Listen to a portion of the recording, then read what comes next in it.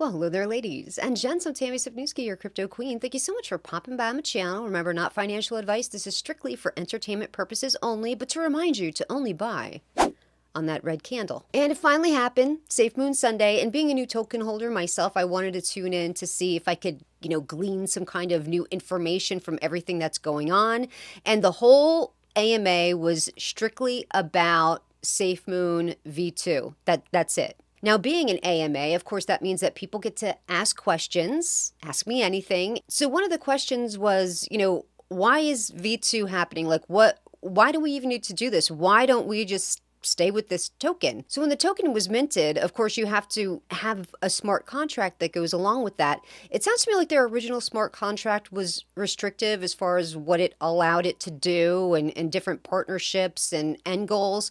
So it sounds like they wanted to draw up a new smart contract, so they had to mint that new token. And pretty much that would be the easiest way to explain that. One of the big questions was, how do we get the new token? Like, we have this existing token. How are we getting over to the other token? To make sure that everything goes seamlessly and safely, they've partnered with a company called Unicrypt, and they're there to ensure a secure migration over from the old token to the new token. Another question was, what if you're someone that's not utilizing the SafeMoon wallet, but you purchased your coins and they're sitting on an exchange? Like, what happens from there? Right now, they are working with the different exchanges because at some point they have to halt and freeze the sales on the old token and move on over to the new token. And it sounds like being a token holder on one of these exchanges, we're really not going to have to do anything. That's going to be handled with SafeMoon, Unicrypt, and the exchanges. We're just going to notice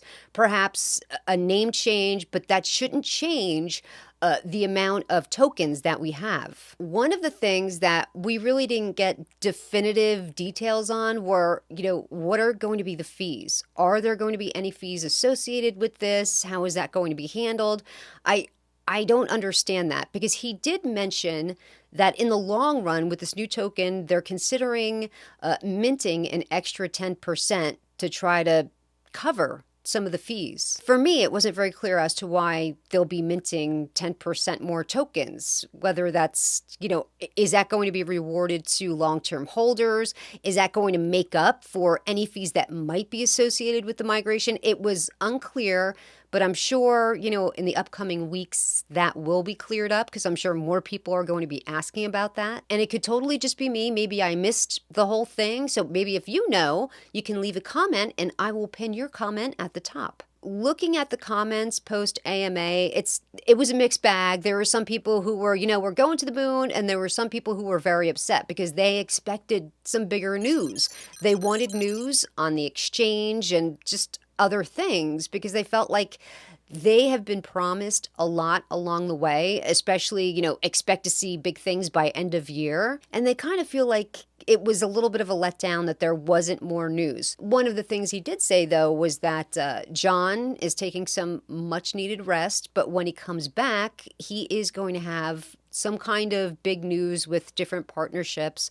Now, maybe they say that every single week. I don't know. This is my first AMA that I've ever tuned into on SafeMoon Sunday. It just felt like there were a lot of people who were let down that the news wasn't much bigger. And I get it. Look, I'm new to SafeMoon. I've just owned it for a few weeks. There are people who've been in this for months, and I think they wanted more. I think that they've been promised more for end of year stuff, and end of year is very close, and they kind of feel like the price has been stagnant. But with anything, any crypto or any stock, sometimes you just have long periods of just that plateau. Just like anything else in life, there really is no get rich quick overnight type of scheme. I mean, unless you're committing fraud or a robbery or something. But with anything, a business that you're building, an investment that you're making, it's going to be the long haul. What I took away from the AMA was everything sounds good.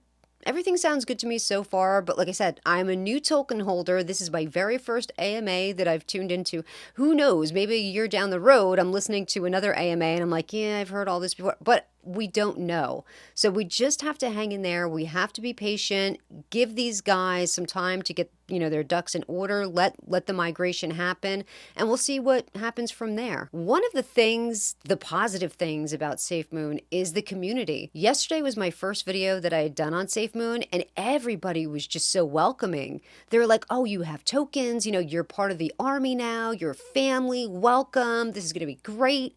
And I'm like, that was so nice. Like, these people are super sweet, and you do get that sense of community with the SafeMoon holders. So, yep, I guess I'm officially in the SafeMoon army, and I plan to be for a very long time, and I think it's got a very promising future, but I'm going to be patient. I'm not going to expect results in a couple of weeks. I'm going to chill for the long haul, and when I say long haul, I understand it can be years, but we have to be patient. Well, that's going to do it here for me today. I thank you so much for joining me, and until next time, only buy on that red candle.